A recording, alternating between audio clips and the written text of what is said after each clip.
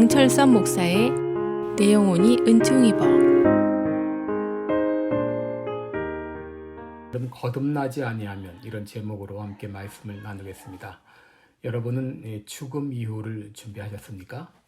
사람들은 은퇴 이후의 삶을 준비하죠. 은퇴하면 수입이 없어지는데 내가 어떻게 살아야 되나. 그래서 보험도 들고 투자도 하고 돈도 모아놓고 그렇게 하죠. 여러분, 그러나 은퇴 이후에 그저 30년 살면 죽는 것이죠. 여러분, 사람들은 그 30년 더 잘 살겠다고 많은 준비를 하지만 정작 죽음 이후의 삶은 준비하지 않습니다. 여러분, 죽음 이후의 삶을 준비하셨나요? 죽음 이후의 삶을 준비하기 위해서 반드시 해야 될 일이 바로 거듭나는 일입니다. 왜냐하면 거듭나지 않으면 하나님 나라에 들어갈 수 없다고 했기 때문이죠. 저는 여러분께 묻고 싶습니다. 여러분은 진정 거듭나셨나요? 요한복음 1장에 보면 니고데모라는 사람이 나옵니다. 그는 바리새인이요, 그는 관원이요, 그는 부자요, 지식인이었습니다. 그런데 영적으로 볼 때는 너무나 피폐한 사람이었습니다. 어느 날 그가 예수님께 찾아와 이렇게 말합니다. 랍비여, 우리가 당신은 하나님께로서 오신 선생인 줄 아나이다.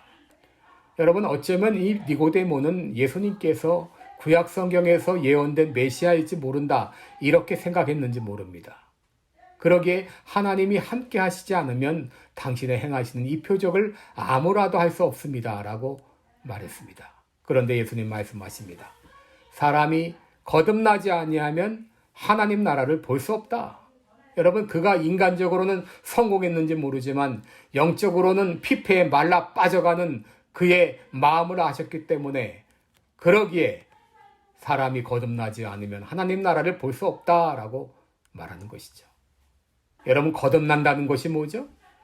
여러분, 이것은 하나님의 자녀로 다시 태어나는 것입니다. 그저 겉모양만 뜯어 고치는 것이 아니라 속사람이 변하는 것입니다.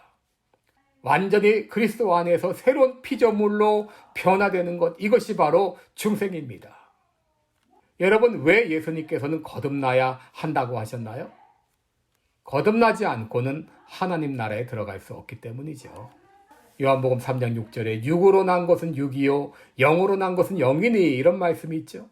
여러분, 이 말은 개는 강아지를 낳고 소는 송아지를 낳듯이 죄인인 인간, 이 아담의 후손인 인간은 죄인을 낳을 수밖에 없고 인간은 죄를 짓고 살 수밖에 없다는 것이죠. 그러므로 그 육신 그대로는 하나님 나라에 들어갈 수 없기 때문에 거듭나지 않으면 하나님 나라에 들어갈 수 없다고 하신 것이죠. 이에 대한 예수님에 대한 니고데모의 반응이 무엇이었나요? 사람이 늙으면 어떻게 날 수 있습니까? 두 번째 모태에 들어갔다가 다시 나는 겁니까? 라고 말했어요. 여러분, 이 니고데모는 지식인이었지만 그럼에도 영적인 세계에는 너무도 무지했어요. 오늘날 이런 사람들이 너무나 많습니다. 그때 예수님은 친절히 말씀하십니다. 진실로 진실로 내게 이르노니 물과 성령으로 거듭나지 아니하면 하나님 나라에 들어갈 수 없다. 여러분, 여기 물도 성령님을 의미합니다. 이 한마디로 말하면 성령으로 거듭나지 않고는 하나님 나라에 들어갈 수 없다는 말이죠. 그럼에도 니고데모가 깨닫지 못하자 예수님은 두 가지 비유를 들어주십니다. 첫째는 바람의 비유입니다. 요한복음 3장 8절에 바람이 임의로 불매 내가 그 소리를 들어도 어디로 오며 어디로 가는지 알지 못하나니 성령으로 난 사람은 다 이러하다. 여러분, 우리가 이 바람 소리는 들어도, 또 바람 때문에 나뭇가지가 흔들리는 것은 보아도 우리의 눈으로 바람은 볼 수 없는 것처럼 성령의 역사가 이와 같다는 것이죠. 그래도 이해하지 못하자 이번에는 장대 높이 달린 놋뱀의 비유를 들어주시죠.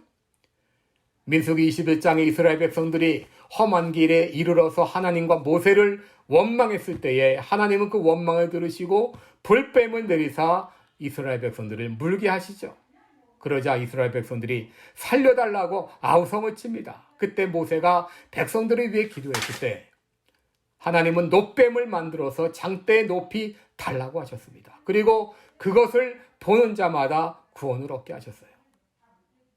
예수님은 이 사건을 자신이 십자가에 달려 죽는 사건에 대한 모형으로 설명하시면서 이스라엘 백성들이 불뱀에 물려 죽어가듯이 인간은 죄로 인해 죽었는데 이스라엘 백성들이 장대에 달린 노뱀을 보고 구원을 받았듯이 십자가에 달린 예수님을 믿는 자마다 구원을 얻는다고 하는 것이죠.